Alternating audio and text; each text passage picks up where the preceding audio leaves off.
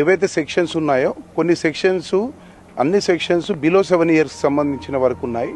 అందులో మేము కోర్టుకు చెప్పడం జరిగింది, ఎక్కడ కూడా విక్టిమ్ ఎవరైతే అంటున్నారో ఎక్కడ కూడా పేరు చెప్పడం కానీ అదేవిధంగా వారి యొక్క స్టేట్మెంట్ రికార్డ్ చేయడం కూడా జరగలేదని కూడా మేము చెప్పడం జరిగింది.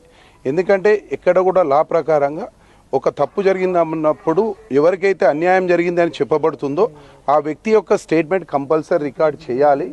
ఇందులో మేము చేయలేకపోయినాము, తను ముందుకు రాలేదు అనే విషయాన్ని ప్రాసిక్యూషన్ వారు చెప్పడం జరిగింది. అప్పుడు అలాంటప్పుడు ఒక విక్టిమ్ బయటకు రానప్పుడు ఎట్టి పరిస్థితుల్లో ఇలాంటి కేసులు అట్రాక్ట్ కావు అని మేము చెప్పడం జరిగింది.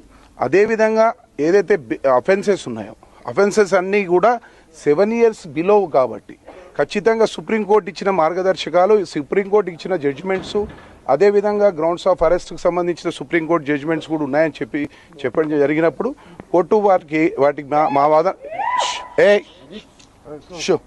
కోర్టు మా వాదనలు ఏకీభవించి వారికి బెయిల్ గ్రాంట్ చేయడం జరిగింది. 20,000 2 షూరిటీలు పెట్టమని చెప్పడం జరిగింది. రేపు కోర్టు హాలిడే ఉంది కాబట్టి ఎల్లుండి వరకు టైం అండర్టేకింగ్ ఇచ్చాము. అదేవిధంగా వారి యొక్క 2 పాస్పోర్ట్ సరెండర్ చేయమని చెప్పడం జరిగింది.